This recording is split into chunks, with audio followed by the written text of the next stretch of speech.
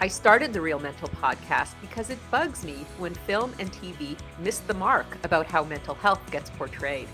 Real Mental is a podcast where a film-loving psychiatrist, that's me, talks to a film critic to help people figure out their lives by getting to the truth about mental health in the movies. Welcome, Ben Cohen and Max Strand, to the Real Mental podcast. Thank you so much for having us. Yeah, good to see Yeah, you. really appreciate you having us on. Oh, well, I am so thrilled to talk to you because I have to say, your film Rockies, I really loved.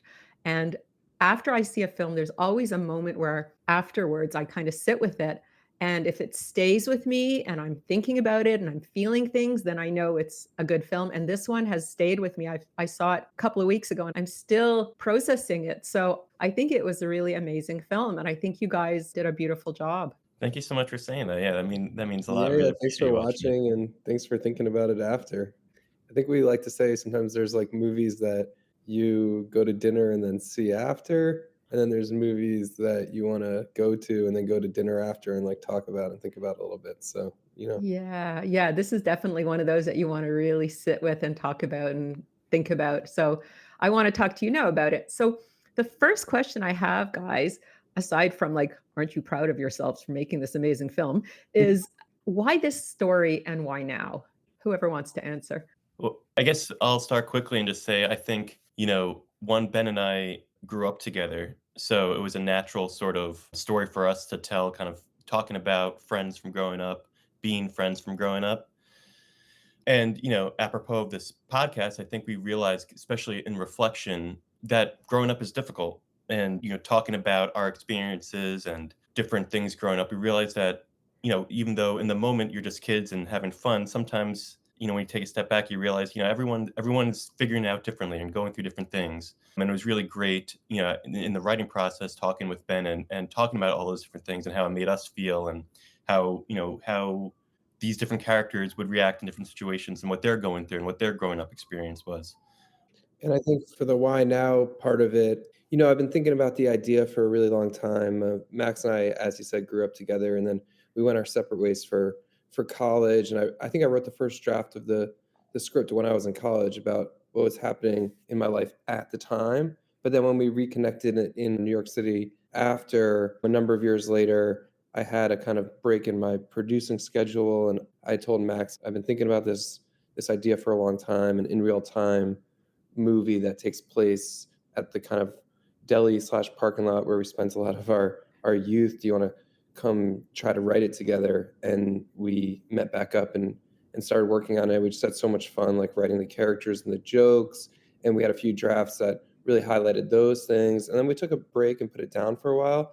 And then I think some of the deeper stuff that we were getting at came into picture. And then we went back and did another draft where we talked about some of the kind of like maybe mental struggles that the characters were dealing with. And we had something at that point to say about those things. And once we put those into the draft, it felt ready to go and it felt like urgent to make it.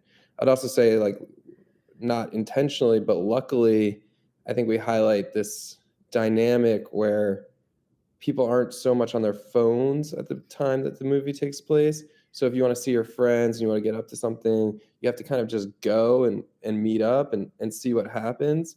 And now, especially like post-pandemic time, like I've been reading that socializing is like so far down amongst both children and adults. And I think part of the reason is you're kind of on your phone and you're texting, oh, something gonna happen tonight. If it does, I'll let you know. Okay, if you get up to anything, please tell me. And before you know it, like the kind of night's over and you don't really like do anything unless something like great materialized. And that's just like, creates an extra barrier to like getting out and making sure you see people and making sure you're around friends. Yeah, this film, the whole film was people being together, talking and getting into trouble and getting out of trouble. And just, yeah, it was very much not technology oriented. So I really appreciated that because, yeah, depictions of real relationships are not that common these days. And how did you guys get this incredibly naturalistic style, the acting, the dialogue, everything felt so real. Like I was watching just a bunch of friends hanging out, being goofs. Like, how did you do that? Well, I think I love dialogue driven things. So like I appreciate you saying that. And The kind of thought was if we can be really specific with how the characters talk, that it would become like more universal and because it would feel authentic in that way.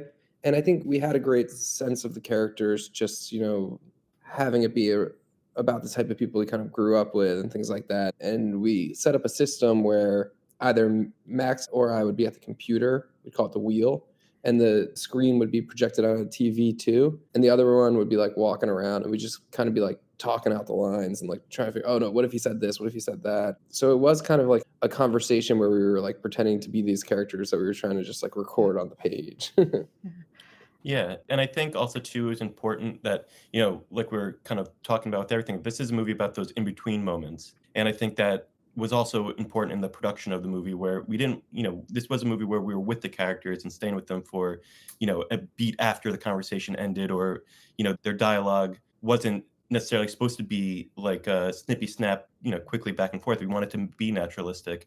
And like what Ben said too, like just being authentic to ourselves and the characters that we knew and trusting that. And then, yeah, again, just the production, the edit, I think we all tried to kind of keep it real as if we're with these characters, not creating like a big movie around them. Yeah, well, I definitely think you pulled it off because, yeah, it was really, really different, very fresh, something Oh, thank you you. don't see in the theaters these days. And I hope it does well because of that, really, because I think you deserve it. I want to ask you another question, Max. You guys were talking about, well, you were especially, Max, were talking about how it's hard to grow up. And then you were talking about mental health. How did you weave those stories in? Like, were they stories that you had experienced personally or among your friends or just things that were on your mind? I think, probably a little bit of everything. I think we definitely draw from our own experiences and talking it out. And again, observing, others' experiences for sure. And yeah, I think the more we talked about it, we kind of just realized that that specific age for this movie, when you're not quite a kid anymore, but you're not quite an adult, was a very interesting time for all of us and the people around us. And realizing that everyone had a different pace that they were trying to grow up or stay young or move out or what was important to them. And like you said, the relationships and figuring out, are these home relationships important to me? Are these home relationships something that I'm ready to let go of and move on from? And just kind of talking about that and having these characters kind of represent different perspectives of that, I think was just something interesting for Ben and I to kind of discover and talk about while we were writing it. Yeah. Yeah. I think, yeah, when we initially sat down and were writing the jokes and figuring out the plot, like that was just all like fun and full of laughter. But I was going through some difficult things at the time. So these heavier subject matters kind of like came in. And in a way, it was like an opportunity to explore that with like Max without directly talking about it. And then we'd like laugh about what we just wrote and then like hang out afterwards. But like we knew kind of under the surface, we were also like communicating to each other. And then eventually our relationship evolved to where we could communicate about those things more directly. And I think that was a rewarding like opportunity to build a friendship. I also think part of what's hopefully in the project is that like we grew up in like a competitive Northeast, environment. And there's all this like pressure. And if you just succeed at these certain things, you're supposed to feel good. There's like kind of a path. And like I think I became good at like quote unquote succeeding at those things like early on, but I'd have all these kind of like more complicated feelings under the surface. And I felt really connected to kind of like what was happening in like movies or the books that I was reading and really like kind of cherish those experiences. And so that's why I kind of fell in love with movies. So a lot of it was directed about like, how can we write this movie? But then suddenly, like when we had put the script down for a while, I realized that like kind of growing up in that environment and like having intense ambition and stuff, I had become this type of person that oscillated between sort of grandiosity and extreme insecurity. And that made it very hard to like connect to the actual people around me because I was presenting them with this personality or image of myself that I hoped that they would attach to without trying to give them what was really going on with me. And I think with the Charlie character, he's sort of like keeping his friends at a distance because that means he's better than them or has more going on with them. But I think what he experiences with that conversation with Noah is that if he just actually shows what's happening and how complicated his feelings are, it creates more of an opportunity to connect. And Maybe he's not perfect at that at the end of the movie, and we're not trying to say that at all. But I think it's just introducing that idea, and hopefully he goes on to explore it after the movie ends. Yeah, Yeah. I'll also say too that, the movie also kind of deals with, again, these kids who, for the first time, really dealing with something super serious, like a friend's funeral or a parent's death. And, you're used to just being kids. And this is kind of their first time having to show up in a different way for their friends. And that's, proves difficult for, others more than some. So that's also kind of just exploring, those feelings of, what the friendships mean as you grow up and have to deal with different sorts of things besides just being kids and having fun. And now, let's pause for a quick word about my other podcast. I'm Dr. Marcia Sirota. We all need to be inspired and uplifted these days. We need a good laugh and we need to be moved. In the Ruthless Compassion podcast, I speak with a wonderfully diverse group of people.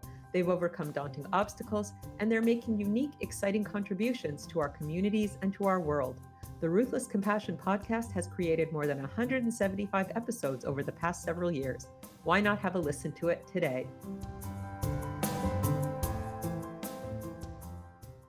Yeah, absolutely. One of the things I noticed in this film, which was so moving to me, was how loving and forgiving these guys were toward one another. And these are young, tough guys. And like when Noah is schooling Charlie and basically telling him he was a jerk and, he's been a jerk, he does it in such a loving way and such a calm, quiet way. I mean, that was a beautiful piece of acting as well. But he does it in such a lovely way that Charlie is able to just sort of take it in. And, there's no kind of pushing back or explanation. He just sort of sits with it and goes, and then the conversation is interrupted, but it stays with us.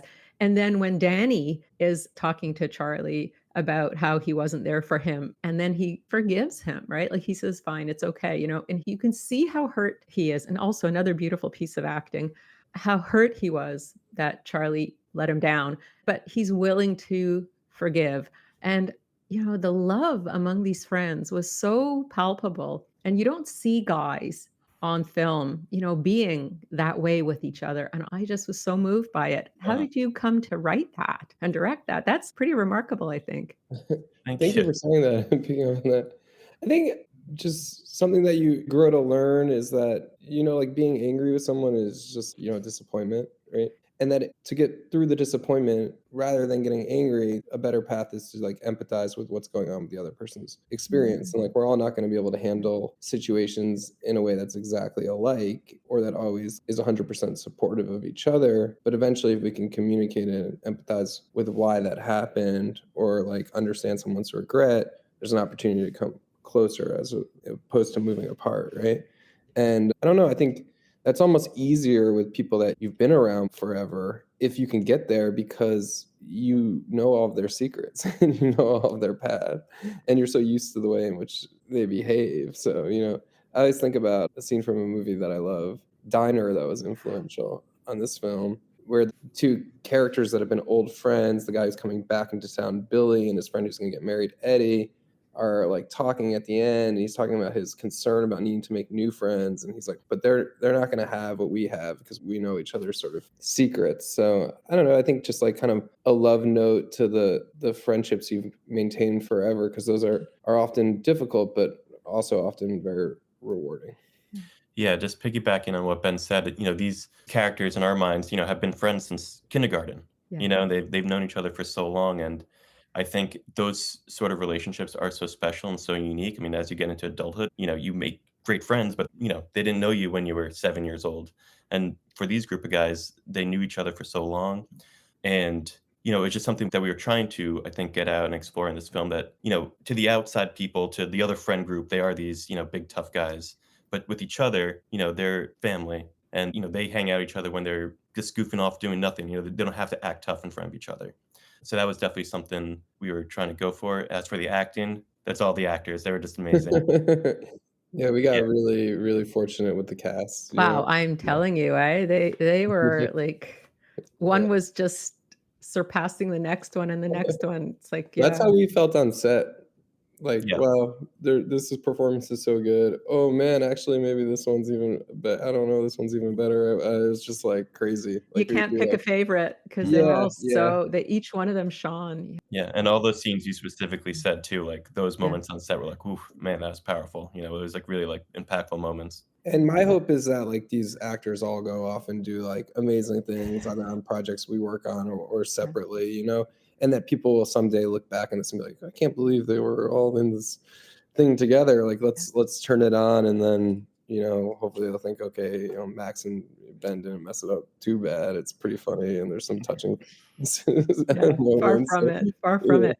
I yeah. wanted to talk about something else quickly before we go, which is how these kids are kind of on the verge of really messing up, like Socks is carrying a gun around and they're like gonna steal drugs from their friend and try to sell it. Like they're making some bad choices, right? And then I really liked the way you resolved it. You didn't like resolve it, but you kind of moved them in a slightly better direction. What was your thought process on, how they were making some stupid choices and the consequences, as you say, when you're growing up are a little bit more stiff than when you're a kid. So how did you work with that?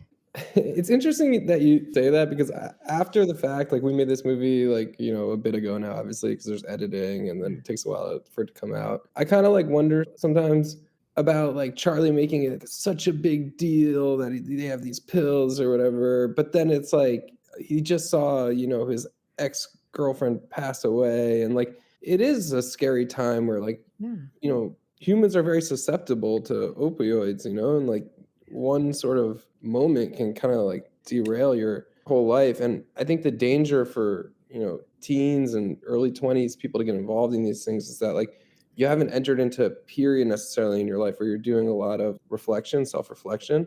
You're just sort of trying to maximize your experience and like go from grab one thing, grab another, like get closer, have this fun time. But when you start to do kind of like reflection on like your near misses or like the things that could have went bad, it's actually kind of scary and it creates a lot of anxiety. And I was like really writing this in a moment where I was feeling a lot of like anxiety about the risk of certain like decisions that I had made and feeling gratitude that I had the ability to like move on and correct it. So I think in the film, you see them all kind of like starting to think about like self-reflection a little bit, whether it's like the Dani character, maybe this isn't the most healthy relationship right now with Sophia. Like maybe it's okay to like work on ourselves separately a little bit. Like that's one instance of it. So I think the movie isn't about like anybody going through a great change, as you said, I don't think, but it's about like introducing this idea that maybe they're going to start thinking a little more carefully about the decisions that they're making. Because the consequences get more serious as you get older, right? Right. What's your perspective on it, Max? Yeah, I think Ben said it really well. And like again, like what we've been talking about, all the different characters are going through different things and are at different stages. And, for someone like Charlie, in his mind, he's figured it out. He's grown up, he's gone out. So to him, these are big stakes, like I can't screw this up, we can't screw this up. And Yeah. then for someone like Socks, like what Ben was talking about, he's still just trying to maximize or even escape. He's still figuring out other life things that, his priorities are totally different. Yeah. And then same thing for Noah, who he's trying to grow up a little quicker. He thinks he has the older girlfriend. He can't be doing all this kind of stuff. So yeah, it is like a little bit of a matter of perspective for these characters of what these stakes mean to them, and then figuring out like, oh, these are big stakes, and we're trying to kind of start, like Ben was saying, this is the start of that journey of coming to that realization for a lot of them. It reminds me of grade 7 because in grade 7, there were some kids who were like, under 5 feet and prepubescent, and then some kids who were like, close to 6 feet and had a full beard. And it's like you can have like everything from a little child to like an almost adult in grade 7, like that 12, 13-year-old age, right? Yeah. It's like you say, it's another in-between time. And this kind of early, late teens, early 20s is another time where you can be like a kid, like a little kid, and you can be like a grown-up adult, like a real. So it's another one of those weird times where there's so much difference between one person and another at that same age. And your characters are in all quite different places. And some like Eddie are very much like a child, and Socks, very impulsive and like a lot of very expressed emotion. And some, Charlie the college student, and like they're all at very different places. So it's kind of reminds me of grade 7, but like the next version of that. Yeah, I haven't grown an inch since the 8th grade, so I understand what you mean, unfortunately. Well, Yeah. I'm going to ask you guys a last question. I just wanted to ask you, after you've done this beautiful film, like when people watch it, what do you want them to walk away with? Like after they leave the theater or, turn off their phone or their laptop, what do you want them to walk away like thinking and feeling? For me, I think it goes back to what we were saying about like the dialogue and being really specific. Like I hope it evokes like their kind of memory of that time, just being with their friends and kind of, we tried to highlight this thing where they all meet up in the parking lot to go do something. We're not showing the big event or the time after the big event. We're just trying to show the in between time where you're really just talking to each other and finding out what's going on in each other's lives. Like the stakes, of course, like kind of oscillate through the movie. So I'm hoping like that's specificity. Yeah, like the movie ends and it's evocative of, oh, like that time in my life, or who was I close to then, and just kind of so they can sort of start thinking about their life a little bit.